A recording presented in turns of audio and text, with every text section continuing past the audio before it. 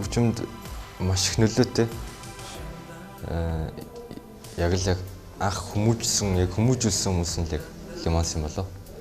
Мэдээж том өөрчлөлт орсон. Одоо яг тухайн үед мэдээж одоо инди рок хөгжим бол нэлээд хүчтэй орж ирж байсан. Тэгээд тэрийг бол яг Монголын одоо хөгжмийн ертөнцид бол яг бодит утгаар нь Лемонс хамтлаг хамгийн анх одоо оруулж ирсэн гэж хэлж болно. Барууны хөгжим Монголд яг гологдохооргүй чанараар хөгжиж болохоор юм байна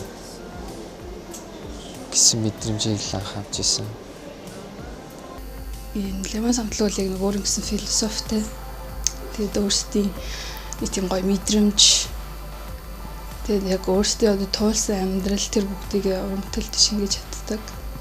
Тэр ч дараа хүмүүстэй гоё хүрдэг гэж боддог. Тэгээд дуунууд нь ч гэсэндээ үнэхээр одоо тийм гоё байж чаддаг тий. Амьдралтай нэг амар хитрхи амар хийсвэр ч юм уу, агуу юм хийх гээд ч юм уу тэрэндээ биш зөв хүмүүсийн одоо өвгийн ч гэсэн сонсон, аян ч гэсэн сонсон хамт дагаадуулахад ч их аятайхан байдаг болов уу гэж би бодож байна. Яг л зүгээр бүх юм яг ингээд нэг тийм жигэд явагдаж хат зүгээр арай өөр өнцгөөс харуулж чадсан.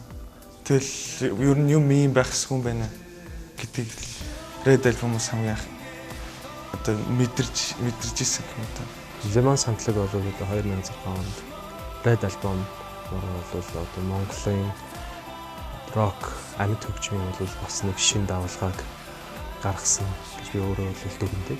Энэ дүүнээсээ би цааш ч гэсэн маш олон зүйлийг хүлээж байгаа. Манай Лемонсын одоо шинээс одоо CD болгоноос өөрсдийгөө өөрчилж чаддаг. Бас шинийг санаачлагч те дэвшилтэд тийм арга барилтай хамтлаг юм болов уу гэж боддоо шүү дээ. Тоглож байгаа стил дуунууд бол маш их загсан байдаг. Хамгийн гол нь одоо ингээд жишээлбэл манай ачцэнаар ингээд Лемонсын дуу явах зэрэг ингээд нэг мэтгэд тэрийг ингээд тогтооцсон байдаг. Одоо энэ маягаараа бол тэр бас нэг онцлог гэж би бас бодож байна л да. Бас тийм аялгаутай тийм ээ. Тэгээд химнэл нь нөгөө тийм хүнд ингээд хурдан бүрддэг. Тийм онцлогтой хамтлаг гэж би бодож байна. Тэгээд энэ олон жил бас ингээд цуг байгаад ер нь хамтлаг байх юм л хэцүү байдаг л та. Тэгээд бас уран бүтээлээ ингээд тууштай хийж байгаад бас баярлагдав. Тэгээд ер нь бол гоё хамтлаг гэж боддог. Тэгээд хөгжмийн тал дээр бол бас нэг олон хөдөлгөөнтэй хөгжим одоо биднээс бол тэгээд гэдэг шиг л биш. Нэг яг донжийн олсон хөгжмийг тоглодог болохоор хүмүүст хүрдэг болов уу гэж боддог миний бодлоо. 80-аад оны New Wave урсгалыг дахин одоо сэргийж байгааг бол Лемонс хамтлал хийж байгаа хөгжим